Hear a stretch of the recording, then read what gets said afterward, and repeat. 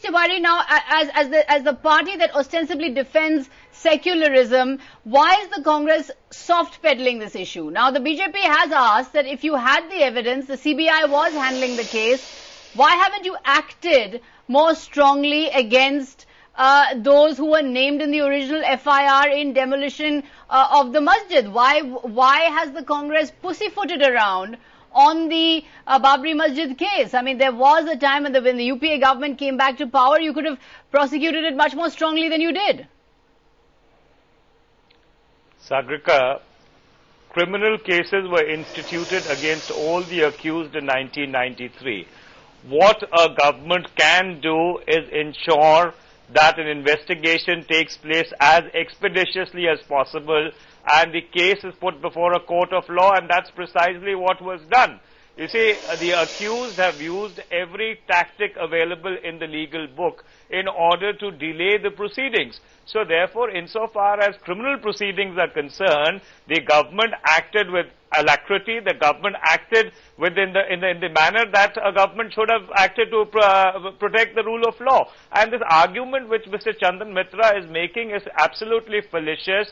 The events from 1985 to 1992 played out in full public view. And when you look at it with the hindsight of 17 years, I don't think it was their intent ever to construct a temple. The intent was to use the Babri Masjid as a hate object, whip up emotion so that they could come to power. And that has been validated by their conduct of 6 years, that the moment they came into government, which is what their objective was, they promptly consigned the mandir to the dustbin. No, but Manish Tiwari, the point is that the Congress also is in the line of fire. The Congress has not really conducted itself in a massively secular manner in the decades preceding the Babri Masjid demolition. There was Maliana, there was Meerut, there was Hashimpura. The Congress's secularism too is under doubt. And in the Babri Masjid case, we are faced with a situation where the Congress really doesn't want to take on the BJP head on for fear perhaps that you will hand it an issue. You will hand the BJP Hindutva again. Is that what hampers you? Is that what ties your hands? No, Sagrika, that's absolutely incorrect. We have taken on the Bharatiya Janata Party frontally.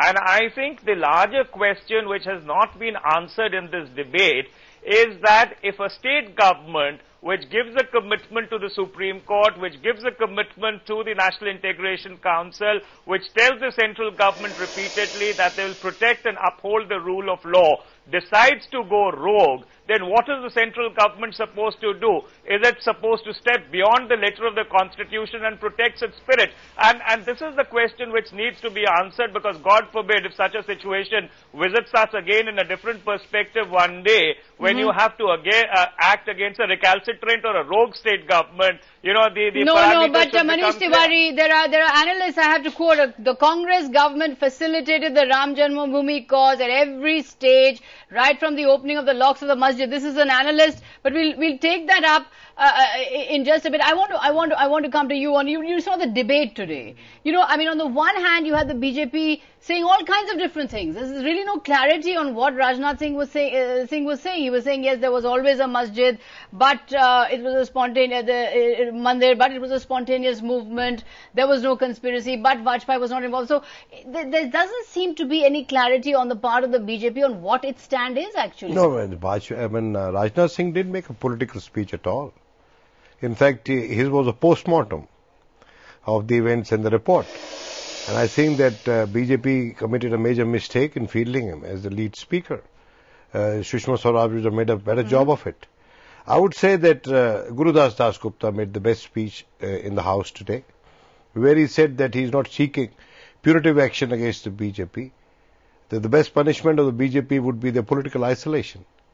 And that perhaps set the tone of the debate. If you look at what Mulayam Singh said, if you even look at what Sharad Yadav said, they said that they were, Congress and BJP making a political football out of this issue. And I think at the end of the day, I think the first round went to the non-BJP parties.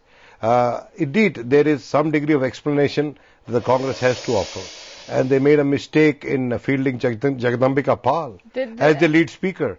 because Jagdamba Pal was the member of the Nationalist Congress, Loktantrik Congress, right, which was part of the Kalyan Singh government. And I was quite surprised as to how this person could be fielded as the lead speaker by the Congress party. And they were deeply embarrassed. And the high moment, the only high moment in Rajnath's speech was the point he made that Mr. Jagdamba Pal, you were yourself a member of Kalyan Singh government. Right.